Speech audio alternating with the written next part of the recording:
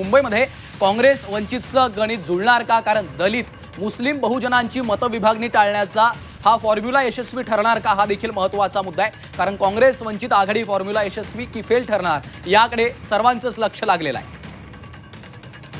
सीमा आढे आमचे प्रतिनिधी आपल्याबरोबर जोडल्या गेले. सीमा, मुंबईमध्ये काँग्रेस वंचितचं गणित जुळतंय की नाही याकडे खरं तर सगळ्यांचं लक्ष लागलेलं आहे. काँग्रेसनं कुणाबरोबर जायचं या संदर्भात बराच काळ हा खरं तर संभ्रमावस्थेत होतंय. राष्ट्रवादीची चाचपणी करून पाहिली, मनसे मवियामध्ये येणार म्हणून मवियाबरोबर जाणार नाही असं करत करत स्वबळाचा नारा देत अखेर वंचित बरोबर गणित जुळवलं. मात्र हे गणित कितपत यशस्वी ठरते याकडे लक्ष असणार आहे. सीमा, अनुपमा, मला एक गोष्ट या संदर्भात सांगायची आहे. वर्षा गायकवाड असतील किंवा मग काँग्रेसचे नेते, जेवढा वेळ त्यांनी जागा वाटपासंदर्भात दिला किंवा जेवढी ताकद त्यांनी जागा वाटपासंदर्भात चर्चा करण्यासाठी महाविकास आघाडीच्या नेत्यांसोबत चर्चा केल्या, बैठका झाल्या, तेवढी ताकद मात्र त्यांनी प्रचारादरम्यान लावलेली नाही. हे सध्या तरी दिसतंय आणि संपूर्ण प्रचारामध्ये ते दिसून आलं.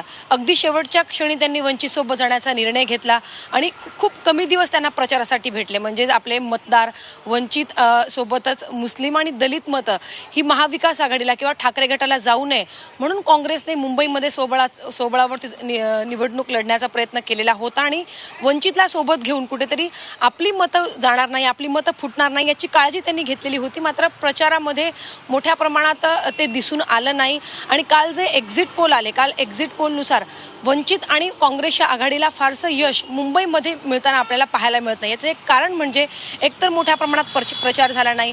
ज्या ठिकाणी काँग्रेसची पारंपरिक मतं आहे, पारंपरिक त्यांचा बालेकिल्ला मानला जातो म्हणजेच मानखुर्द, चेंबूर, धारावी याच मतदारसंघांमध्ये त्यांचे स्थानिक नेते हे फिरताना आपल्याला पाहायला मिळाले आणि त्याच ठिकाणी त्यांचे कार्यकर्ते प्रचार करत होते.